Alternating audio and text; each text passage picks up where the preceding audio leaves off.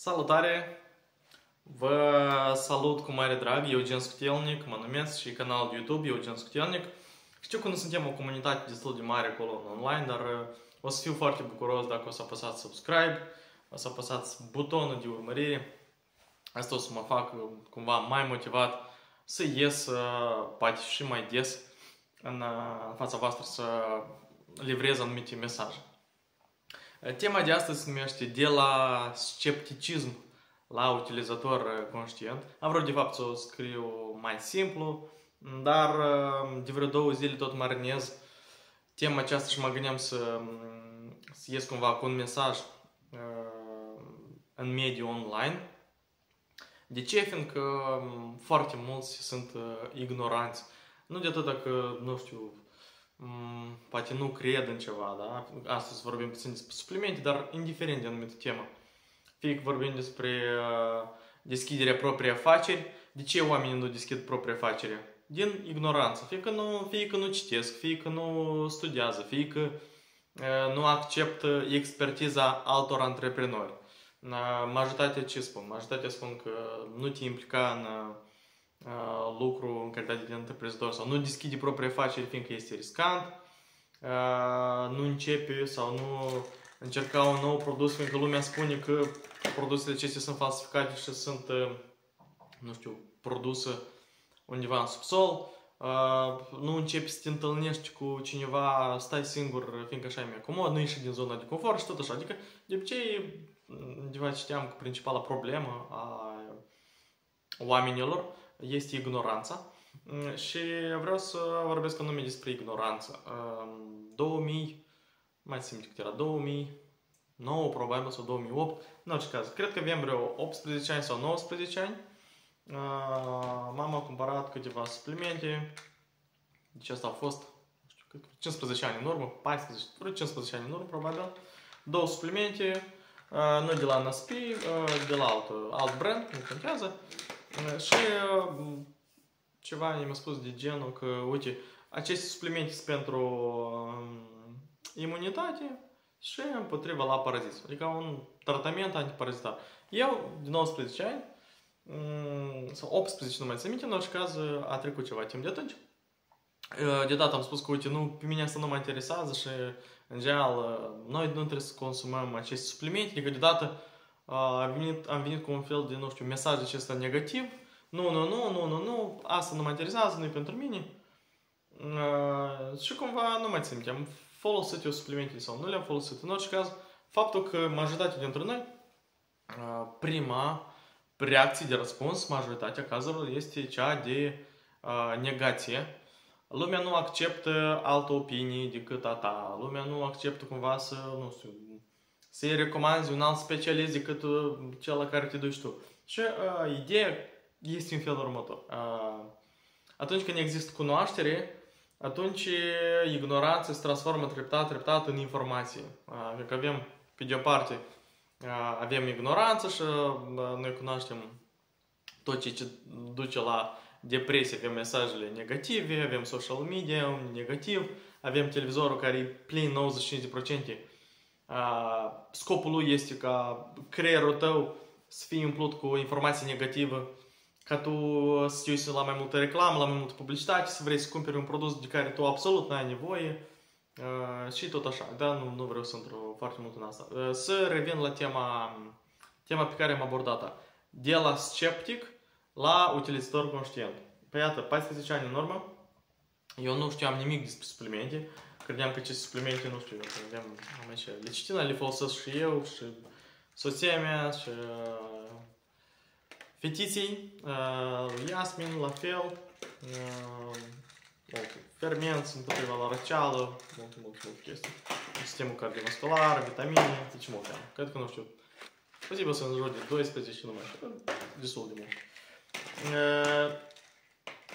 Ideea este în faptul că este nevoie de o informație sau de un eveniment sau de o întâlnire ca omul să-și schimbe părerea. Eu după a trecut probabil câteva luni de zile, ulterior am deschis Macler, fiindcă îmi căutam un venit suplimentar, da, puțin și despre istoria cum am apărut eu în industria health and wellness, în industria suplimentelor. Mă căutam un venit suplimentar, fiindcă la acel moment eram student în anul întâi, la facultate, mai făceam și dansuri. Dansuri populare, făcut mulți ani. Și îmi căutam un venit suplimentar, am deschis Macleul și acolo eram scris operator consultant. Nu orice caz. Istoria este lungă. Faptul este că am cunoscut, am aflat multe despre aceste produse, despre brandul Nature Sunshine Products, compania NSP. Deci sunt utilizator, sunt consumator de foarte mult timp, din 2010, dacă nu mă greșesc. Și faptul că comunitatea, faptul că mi-am deschis cumva orizonturile, mi-am lărgit viziunile, am început să studiez despre suplimente, de ce folosim suplimente, de ce în general lumea se îmbolnăvește, care sunt cauzele apariției problemelor de sănătate, are sau nu are nevoie lumea de suplimente, fiindcă în 2010 foarte, foarte puțin, probabil unul din 1000 sau cineva cumpăra vitamine din farmacie. Acum deja cumva s-a mai dezvoltat destul de mult industria asta și lumea cunoaște ce înseamnă suplimente. Bine, mai mult conștientizare este nevoie, de mai multă educație, dar lumea la moment este mai deschisă să consume aceste produse. Și atât ce am vrut să spun eu, că din punctul A, unde eram, de la scepticism, de la om foarte sceptic care spuneam că nu, pentru mine asta nu mă interesează, dă-mi pace, lasă, nu, pentru că eu n-am parazit sau nu am nevoie de imunitate, eu din foarte mulți, asta cred că 9 oameni din 10, acum deja mai puțin, foarte mulți spun că eu iau toate elementele nutritive din alimentație. Iată, nu știu, ai spus vreodată asta? Eu chestia asta o aud foarte des, înainte, acum deja mai puțin, fiindcă lumea înțelege că în aceste, nu știu, în aceste plante care le cumpărăm noi, da? Chiar și acele, șurucola, spanac, nu știu, roșii, castraveți, varză, brocoli și așa mai departe, nu există, din păcate, nu există în conținutul acestui produs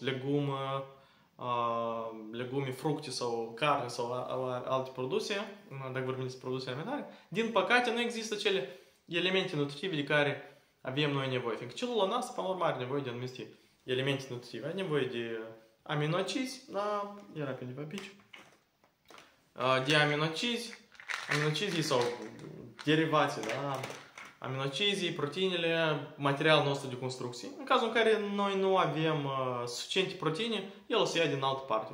În cazul bărbaților, punctul slab o să fie sistemul cardiovascular. Adică organismul este într-atât de deștept că în cazul în care el are deficit de anumit element nutritiv, fie proteine, fie calciu, el o să ia din altă parte, o să ia din zona sensibilă. Era pe undeva și calciu, dar nu mai știu, nu știu că trebuie să fie pe undeva pe casă.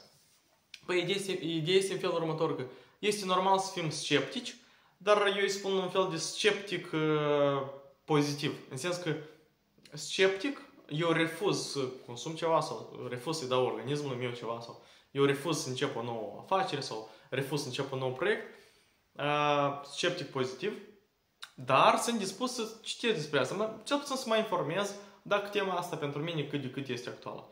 Și mai este în alt grup, eu îi numesc sceptici negativi sau ultra-sceptici care spune nu și pentru mine nu contează părerea ta. Nu contează părerea ta.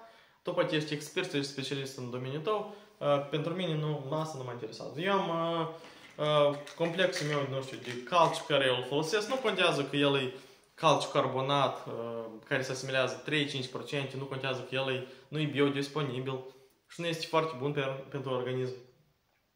Și cumva încerc să explici că uite, există un calciu de o biodisponibilitate mai înaltă, există calciu formă chelat, fiindcă în ingredientele sale acesta are câțiva aminoacizi care îl ajută să asimileze mai repede. Omul cumva nu vrea să asculte sau nu vrea să înțeleagă până la urmă. Și asta e normal. Adică, pe de o parte, fiecare avem libertatea de alegere, însă cu timpul am observat, dacă 10-15 ani în urmă lumea era destul de închisă spre astfel de informații, la moment este mai deschisă pentru produse de sănătate, pentru suplimente. Câteva săptămâni în urmă am avut întâlnirea cu absolvenții și cred că jumătate, 30% sigur, 30% din prietenii din colegiul care ne-am întâlnit folosesc suplimente. Și asta mă bucur foarte mult. 30 sau parcă 50% din colegi consumă suplimente. 10 ani în urmă chestia asta nu era și mă bucur foarte mult. Așa că de la scepticism până la utilizator, consumator există un singur pas, dar acest pas urmează să fie făcut în etape. Astăzi e o anumită informație, mâine e o anumită informație. Important să fim deschiși spre informație nouă. Așa că dacă cumva ți-a fost util, ți-a fost de folos cu această informație, eu o să fiu bucuros. Și subscribe, like, share. Dacă ai ajuns în minuta 10 sau 11 în care suntem, eu mă bucur foarte mult și o să iau cina liniștit. Seară bună tuturor și ne revedem la următoarele filmulețe. Ceau, ceau!